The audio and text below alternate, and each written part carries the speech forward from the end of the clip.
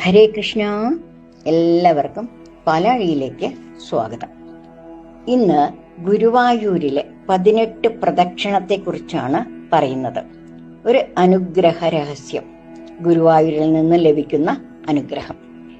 നമുക്ക് ഫലസിദ്ധി ലഭിക്കാനായിട്ട് ഈ 18 പ്രദക്ഷിണം മതി. ഗുരുവായൂരപ്പന്റെ കൂടുതൽ അനുഗ്രഹങ്ങൾ നിങ്ങളെ തേടിയെത്താനായിട്ട് ഒരു ദർശനം കൊണ്ട് തന്നെ നിരവധി ഭക്തർക്ക് അനുഗ്രഹം ലഭിച്ച ലളിതമായ പ്രാർത്ഥനാ രീതിയാണ് ഇത്.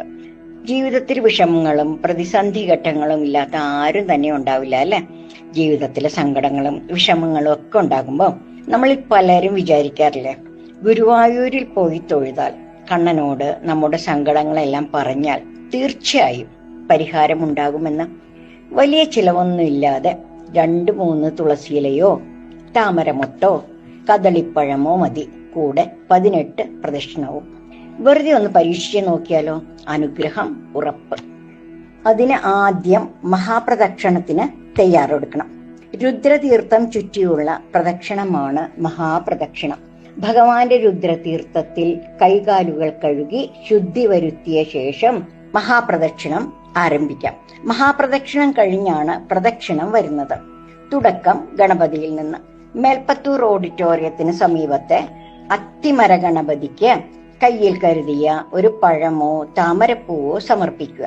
നമ്മുടെ അച്ഛനമ്മമാരെ മനസ്സിൽ സ്മരിച്ചുകൊണ്ട് വേണം കേട്ടോ സമർപ്പിക്കാൻ. അതിന് കാരണം മഹാഗണപതി ആദ്യം പൂജിച്ച് വലം വെച്ചത് പ്രപഞ്ചത്തിലെ പ്രത്യക്ഷ ദൈവമായ അച്ഛനമ്മമാരെയാണല്ലോ. നമ്മളും അതുപോലെ അച്ഛനമ്മമാരെ സ്മരിച്ച് ഗണേശനെ വലം വെക്കുമ്പോൾ ഭഗവാൻ ക്ഷിപ്രപ്രസാദിയായി നമ്മളെ അനുഗ്രഹിക്കും. അത്തിമര ഗണപതിക്ക് പഴമോ താമരപ്പൂവോ സമർപ്പിച്ചതിന് ശേഷം ക്ഷിപ്രഗണപതി മന്ത്രമായ ഗം ക്ഷിപ്രപ്രസാദനായ നമ എന്ന മന്ത്രമോ ഓം ഗം ഗണപതയെ നമ എന്ന മന്ത്രമോ ചൊല്ലി ഒരു പ്രദക്ഷിണം വെക്കുക. പിന്നീട് ദീപസ്തംഭത്തിന്റെ മുന്നിൽ വന്ന് ഓം നമോ ഭഗവതേ വാസുദേവായ എന്ന മന്ത്രം ചൊല്ലി ഗുരുവായൂരപ്പന് ഒരു പൂവോ പഴമോ സമർപ്പിക്കുക. അതിനുശേഷം പുറത്തെ പ്രദക്ഷിണ വഴിയിലൂടെ തെക്കേ നടയിലെത്തി ഉമാമഹേശ്വരന്മാരെ പ്രാർത്ഥിക്കണം. കാരണം ഭഗവാനിലേക്ക് നമ്മെ എത്തിക്കുന്നത് മഹാദേവനാണ്. രുദ്രതീർത്ഥം ചുറ്റി മഹാദേവനെ പ്രാർത്ഥിച്ചുകൊണ്ട് തൊഴുതു വരുമ്പോൾ മഹാദേവന്റെ സാന്നിധ്യം നമ്മോട് കൂടെ തന്നെ ഉണ്ടാകും.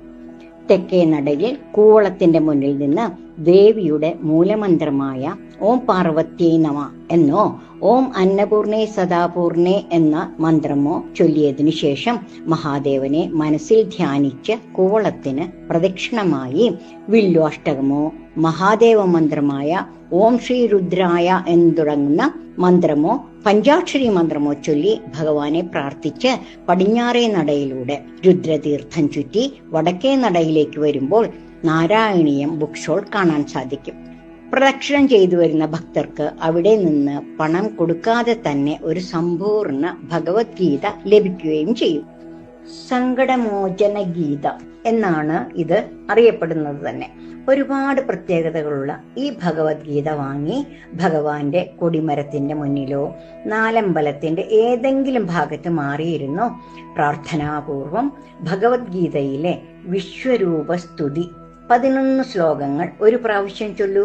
ഇത് കേൾക്കാൻ ഭഗവാൻ നമ്മുടെ അടുത്ത് ഓടിയെത്തും. അതിനുശേഷം കയ്യിൽ കരുതിയ തുളസിയിലയോ കദളിപ്പഴമോ താമരമൊട്ടോ ഭഗവാന് സമർപ്പിക്കും.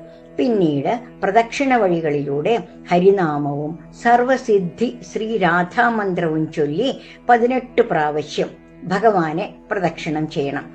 ഈ രാധാമന്ത്രം കേൾക്കാൻ ഭഗവാൻ നമ്മോട് കൂടെ തന്നെ ഉണ്ടാകും.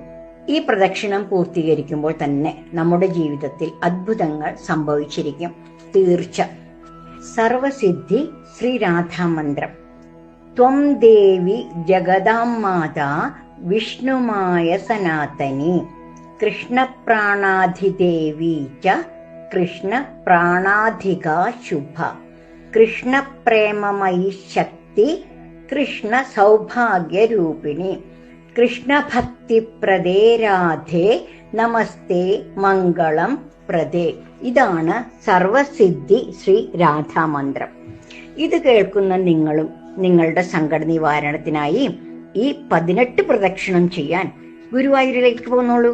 എല്ലാ വിഷമങ്ങളും ഭഗവാൻ ഏറ്റെടുത്ത് അനുഗ്രഹിക്കും. നമ്മുടെ മനസ്സിലെ ഏത് ആഗ്രഹവും ഭഗവാൻ നടത്തിത്തരും. കൂടുതൽ വിവരങ്ങൾ അറിയുന്നതിന് ഗുരുവായൂർ ക്ഷേത്രത്തിന്റെ വടക്കേ നടയിലുള്ള നാരായണീയ യജ്ഞസമിതിയുമായി ബന്ധപ്പെടാം.